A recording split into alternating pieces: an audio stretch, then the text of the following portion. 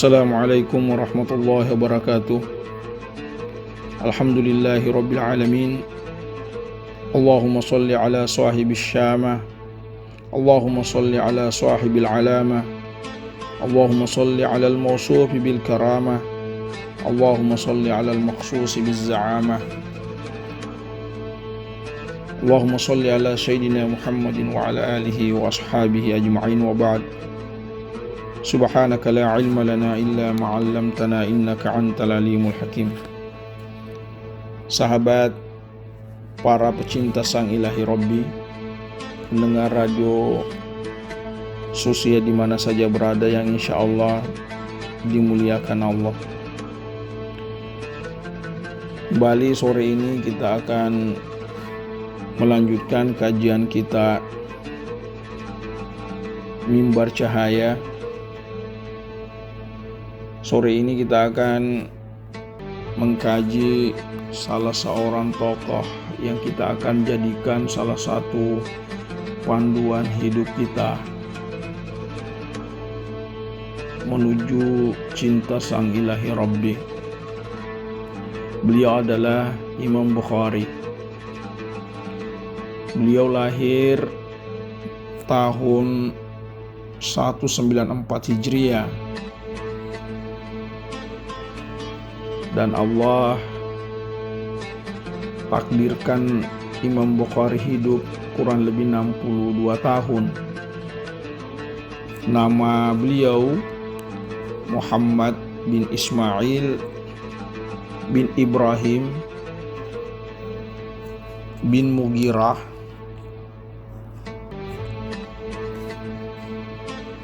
bin Bardizbah. Jadi kakek beliau itu dari Bardizbah itu dari Persia yang kemudian masuk Islam, dan kemudian bapaknya Ismail itu adalah seorang perawi hadis.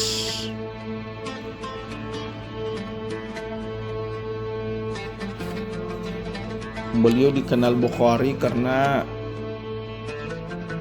beliau lahir di Bukhara. Bukhara ini adalah salah suatu kota yang sekarang berada di Asia Tengah, di negara Uzbekistan. Jadi kalau kita berangkat ke sana, kita akan diantar melihat peradaban kota Bukhara. Ternyata kota Bukhara itu kalau kita masuk di museumnya itu kita akan melihat peninggalan peradaban Bukhara. Itu tercatat kejayaan Bukhara sendiri itu 4 abad sebelum Masehi. Itu peradaban Bukhara. Imam Bukhari lahir di Bukhara dan itulah yang dinisbahkan namanya Bukhari. Sahabat, para pecinta Sang Ilahi Rabbi, Imam Bukhari sendiri itu bapaknya Ismail, namanya Ismail. Itu dalam sebuah riwayat bahwa bapaknya itu adalah mirwatil hadis, dia termasuk periwayat hadis. Bahkan Ibnu Hibban pernah menulis juga dan mengatakan bahwa bapaknya Bukhari ini seorang pekerja keras atau seorang pengusaha di zamannya, sehingga pada saat beliau meninggal, Bukhari masih kecil saat itu, beliau meninggalkan banyak harta, dan itulah yang dipakai Imam Bukhari dalam mengembara ilmu nanti. Beliau kelola hartanya, peninggalan orang tuanya ini dalam bentuk investasi, sehingga beliau bisa mengembara ilmu nantinya. Sahabat, para pecinta Sang Ilahi Rabbi, Imam Bukhari ini semasa kecilnya itu dia tumbuh dan besar di keluarga yang beragama, dan umur kecil ya kira-kira 10 tahun ke bawah itu beliau terlahir dalam keadaan buta, tidak melihat. Namun ibunya selalu berdoa terus siang malam, supaya Allah memberikan kesembuhan sehingga anaknya bisa melihat.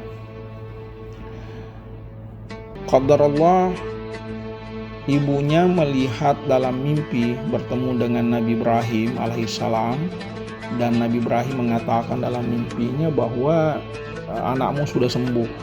Pada saat ibunya bangun, ternyata Bukhari kecil ini ternyata sudah melihat betul. Dan disitulah ibunya berniat untuk wakafkan anaknya dalam ilmu, sehingga pada masa kecilnya ibunya membawa Bukhari ke Mekah untuk haji dan saudaranya, dan waqam di Mekah. Nah, setelah haji beliau bersama keluarganya tinggal di Mekah untuk menuntut ilmu sesuai niatnya ibunya tadi itu, bahwa anaknya ini yang tadinya tidak melihat di usia kecil, setelah usia 10 tahun qadar Allah mengembalikan penglihatannya, sehingga ibunya berniat untuk mewakafkan anaknya ini untuk belajar. Dan kalau kita melihat ibunya Imam Bukhari ini adalah salah seorang min ahlil karamah. Dia juga mempunyai karamah, mempunyai hal yang sangat dekat kepada Allah, mungkin bahasanya seperti itu, sehingga diberikanlah karamah oleh Allah Subhanahu wa taala, sehingga beliau membawa anaknya dan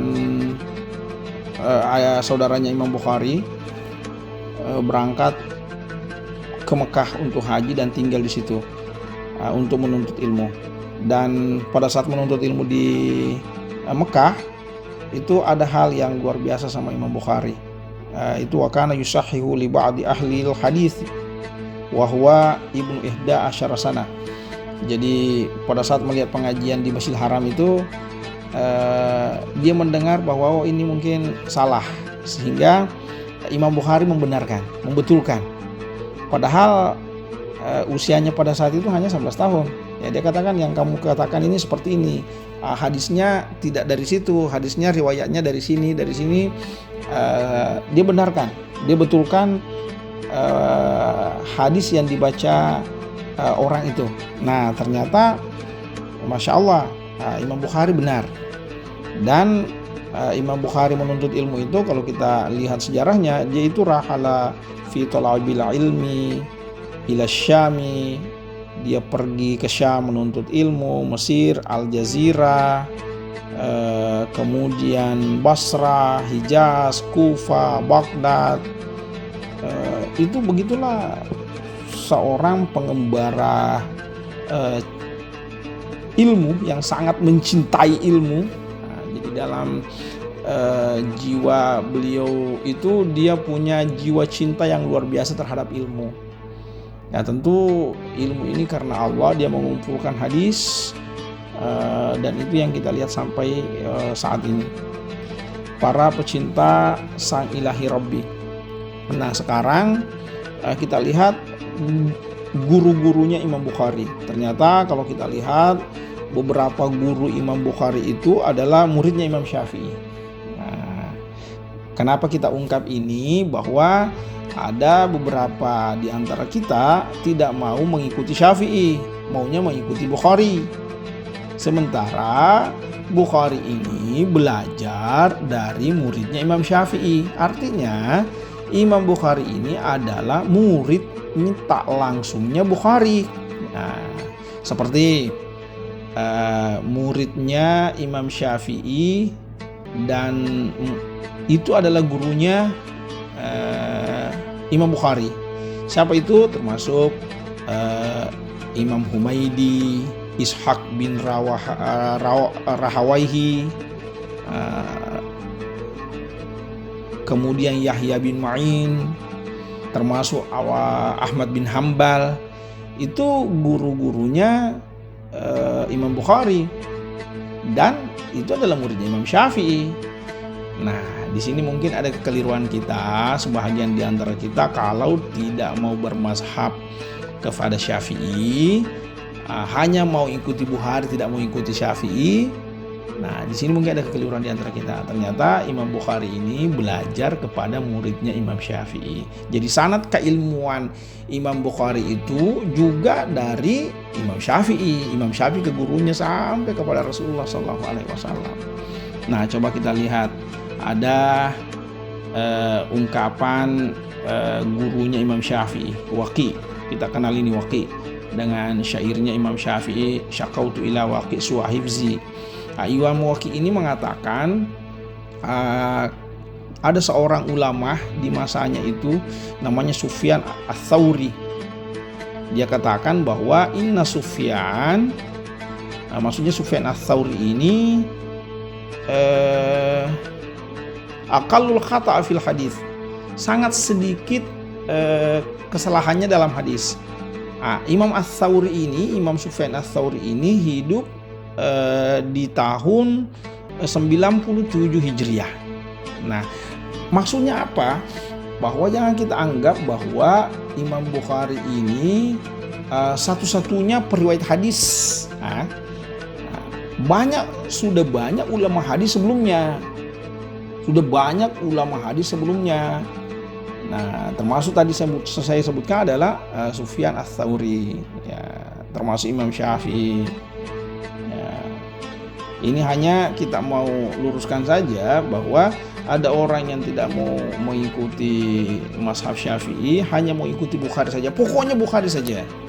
Ya, Imam Syafi'i tidak tahu hadis. Itu tidak benar. Itu tidak benar. Para pecinta Sang Ilahi Rabbi, pendengar Radio Suara Sosial dimanapun Anda berada. Nah, sekarang kita lihat bagaimana mazhabnya Syafi'i. Imam Bukhari. Bagaimana mazhabnya Imam Bukhari? Imam Bukhari ini kalau kita lihat riwayat Al-Khatib Al-Baghdadi, dia katakan bahwa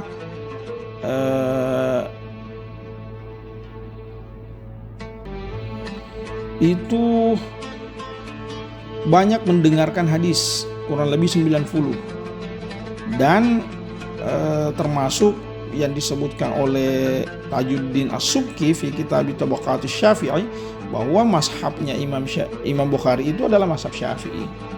Namun kalau kita lihat pendapat Ibnu Taimiyah, dia katakan bahwa annahu mujtahid mustaqil. Imam Bukhari itu tidak bermazhab, tapi dia adalah punya mazhab sendiri. Namun kalau kita lihat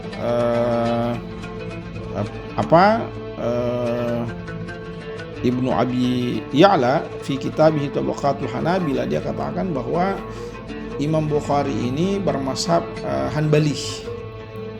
Bermazhab Hanbali. Jadi dalam masalah mazhab Imam Bukhari ada 3 komentar ulama. Ada yang mengatakan dia mazhab Syafi'i, ada yang mengatakan dia berdiri sendiri mazhabnya, dan ada yang mengatakan mazhab Hanabila. Semua ini benar. Kita melihat semua benar. Kalau dia mengatakan mazhab Hanabila, toh mazhab Hanabila itu juga kan adalah murid Imam Syafi'i. Ya. Hamdalah para pecinta Sang Ilahi Rabbi yang dimuliakan Allah. Nah, sekarang kita melihat pelajaran apa yang kita ambil sebagai seorang hamba pecinta Ilahi Rabbi. Kita lihat tadi kita lihat bagaimana cintanya Imam Bukhari terhadap ilmu. Itu luar biasa sekali. Sampai dia ke beberapa negara. Kita tadi lihat berapa negara dia datangi Imam Bukhari untuk menuntut ilmu. Kalau kita baru 1 negara didatangi, nah hebat sekali mungkin.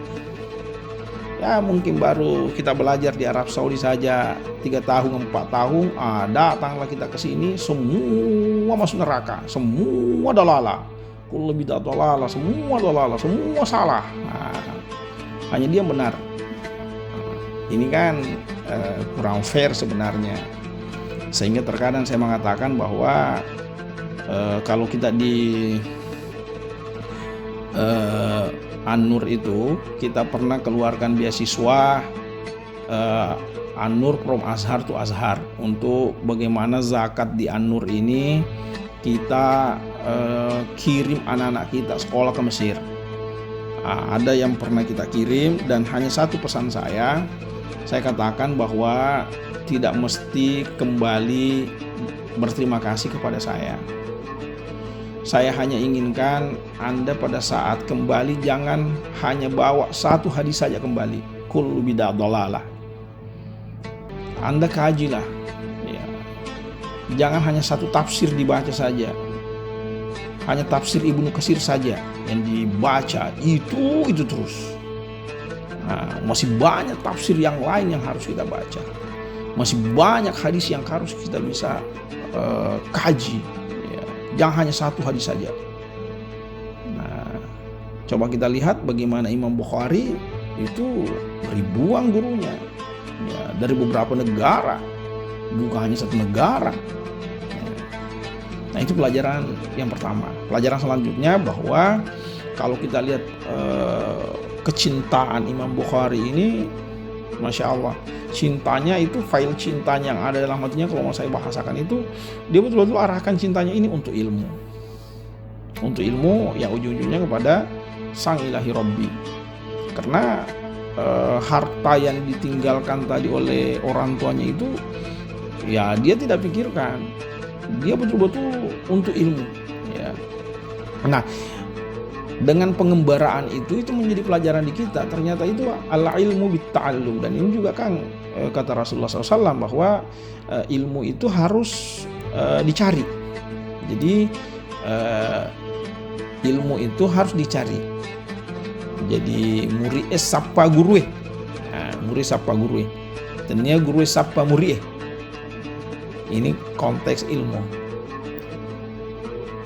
Nah, kemudian sahabat para pecinta Sang Ilahi Rabbi. Nah, kita lihat pelajaran selanjutnya, kita lihat ibunya Imam Bukhari. Di sini kita lihat peranan seorang ibu dalam pendidikan anaknya. Nah, kita lihat seorang ibu yang Masya Allah, yang sangat gigih mendidik anaknya, yang luar biasa, sehingga saya katakan bahwa samana kalau ibu yang didik anaknya itu ya kayaknya beda kalau bapaknya yang didik. Kayak apa ya, kayak seorang ibu, kalau kita lihat bagaimana Imam Bukhari di pendidikannya sangat diperhatikan oleh ibunya, itu ternyata berhasil. Masya Allah. Kalau kita lihat mungkin biografinya yang ada di Indonesia ini, seorang tokoh almarhum B.J. Habibie, itu kan pendidikannya juga itu campur tangan ibunya yang luar biasa. Nah, makanya seorang ibu itu, ya kita belajar dari sini. Anak kita ternyata di tangan ibu itu Masya Allah, itu lebih menjanjikan keberhasilan. Sampai kan Rasulullah SAW kan dibesarkan oleh ibunya. Ini keterlibatan ibu dalam pendidikan seorang anaknya. Nah, ini itu yang kita ambil. Ya.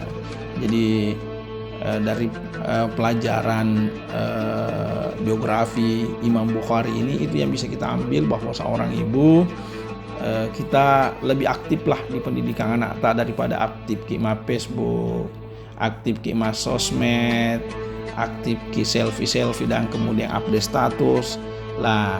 Jangan lupa juga pendidikannya anak tak, karena di tangan seorang ibu itu sangat luar biasa, sangat luar biasa. Kalau kita lihat tuh sejarah-sejarah itu bagaimana seorang ibu yang memperhatikan pendidikan anaknya itu rata-rata berhasil. Bagaimana seorang Imam Bukhari yang kemudian dari kecil tidak hilang penglihatannya, kemudian ibunya selalu berdoa. Ramadan ini kita doakan atas semua, khususnya ibu, ya. Kemudian dia bawa ke Mekah sekolah. Nah, inilah jadi anak Atta ini ya kalau perlu anak ibunya yang ngantar sekolah, ibunya yang ngantar ke pesantren. Seperti Imam Bukhari ini, ibunya ngantar ke Mekah sekolah.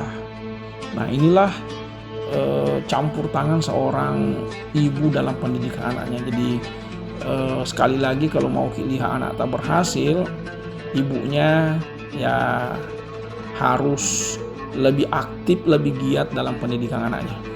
Itu pelajaran yang kita bisa ambil. Kemudian selanjutnya yang kita bisa ambil dalam perjalanan cinta Imam Bukhari kepada ilmu, kepada Sang Ilahi Rabbi adalah bagaimana Imam Bukhari ini yang sampai saat ini meninggalkan peninggalan yang luar biasa. Sampai hari kiamat pun jasa-jasanya ini akan dikenang terus dan akan kita pelajari terus. Dalam artian ini yang harus kita tanamkan di kita. Maka da agana matu melo bisa lain kita weh. Ya kalau bukan orang banyak, paling tidak keluarga tak cerita kira-kira melo bisa lain yang itu mak dimunrita. Karena kita akan meninggal. Nah apa yang kita akan tinggalkan? Selama ini kan konsep tak itu, kalau dulu nenek Tariolo dia sudah umur 70 tahun, 80 tahun, berjalan pun tidak bisa, makan pun tidak bisa, matana keluku mopi. Akan lebih kriki, dia katakan dia melo mitai apoku anak cucuku, kemudian cong aku kelukuna tawe. Ini kan pikiran visioner seorang kakek tak dulu. Nah sekarang apa yang kita tinggalkan nanti? Nah, kalau kakek tak dulu itu kan meninggalkan kelapa. Jadi kelapa yang kita makan sekarang itu mungkin masih tanaman kakek tak. Nah sekarang ada yang kita tanam kah? Ada pelajaran di kita. Nah apa yang kita akan tinggalkan di bumi ini untuk keluarga kita atau untuk masyarakat kita? Ya seorang mungkin pejabat agak tuana pelik tanda tak selama menjabat 5 tahun atau 2 periode untuk rakyat yang bisa dikenal sepanjang abad, sepanjang zaman, kalau perlu sampai hari kemudian tanda taruh, karena kita akan meninggal. Nah itu suatu keniscayaan. Nah kalau misalnya orang kayak Imam Bukhari ini, karena dia basicnya, latar belakangnya adalah ulama hadis, kita Masya Allah, kita sangat terkagum, tersangat dibantu, tersangat panduan hadis-hadis yang dikumpulkan beliau itu, Masya Allah. Ini sampai menerangi jalan kita semua di bumi ini menuju Sang Ilahi Rabbi. Itu peninggalan yang luar biasa. Ya semoga kita yang mendengarkan ini juga bisa berpikir visioner. Apa yang kita akan tinggalkan setelah kita tidak ada di bumi ini?